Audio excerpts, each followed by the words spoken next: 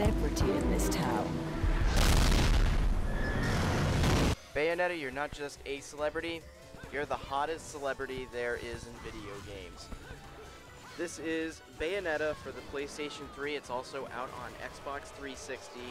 In this game, you play as Bayonetta, a witch who's been locked away for some time, actually down in the bottom of a lake for a few hundred years, and has a small case of amnesia.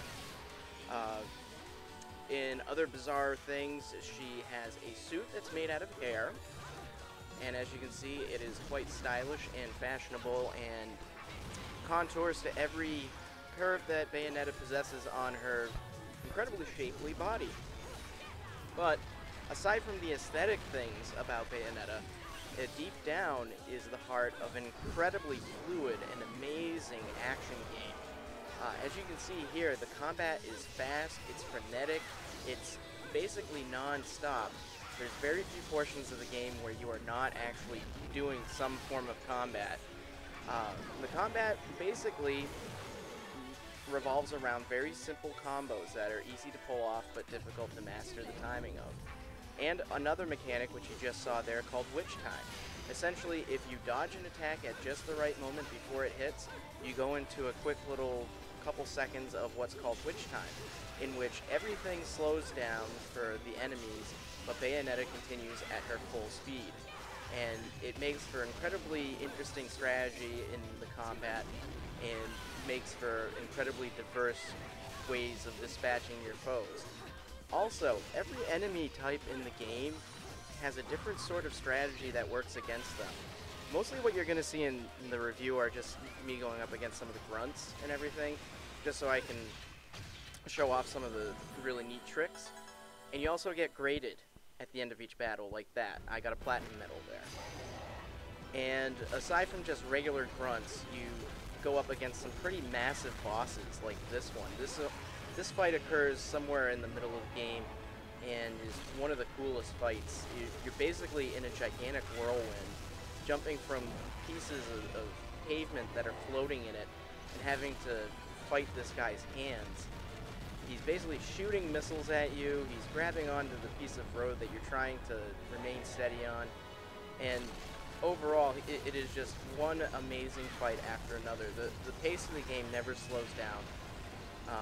The story behind it, again, I kind of touched on it a little bit earlier.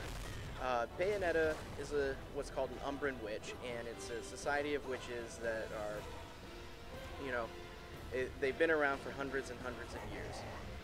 She was locked away and has been basically down at the bottom of a lake for close to 500 years, and was awakened, you know, about 20 years before the beginning of the game. And throughout the game, there's a lot of mysteries that get solved. There's a young man that you befriend named Luca. There's also Bayonetta's weapons manufacturer slash weapons guru, Rodan, who has some of the cooler moments in the game, as well as the little girl named Cereza, who I won't spoil anything, but she plays a key role in the game. And what you're going to see here is actually one of the neat things in the combat, which are the air attacks, the climax attacks. Basically, Bayonetta uses her hair as a weapon to literally pound her opponents into a bloody pulp, and or rip off pieces of them, like you're seeing here, ripping off the guy's arm. It makes for some really interesting visual treats, and it's some of the most varied things that you'll ever see. Now, Bayonetta, for me, it's such an absurd game in terms of everything about it, the story, the characters, the animation, the action going on screen. It's almost like it's almost like a Quentin Tarantino movie. I would almost equate it to. You know, it's just so over the top, and you just, you know, you don't know what to expect, and it's basically balls to the wall, non-stop action. This game is, I think, one of the most overlooked games that came out in 2010, and it's really a shame because it is such a great, fun game. The adventure itself may only last a little while, but there's enough replay value in terms of collectibles and things like that that'll keep you coming back again and again to you know, basically master everything between like the medals and the actual levels and the things that you can unlock in Rodin's Gates of Hell store, where you spend the halos that you collect. There's so many things that are there. The combat is so varied. There's so many different ways to, you know, dispatch your foes. The other thing about the game that really stands out is the overt sexual innuendos and sexuality of the game, including, of course, the main character, Bayonetta. It's not anything that's done to the point where it's distracting or seems out of place, because the tone of the game is just so silly.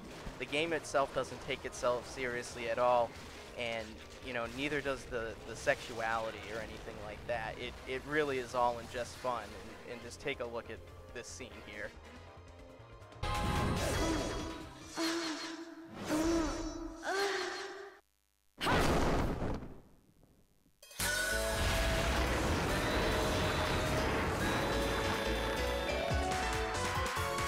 I mean, seriously, how can you take that seriously at all?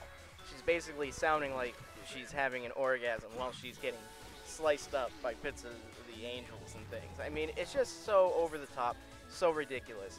If Bayonetta is not only an incredibly sexy video game heroine, one of the best that was ever created because of her independence and everything, but the game itself is solid. This one I highly recommend. I give this one a solid 10 out of 10. Buy it now.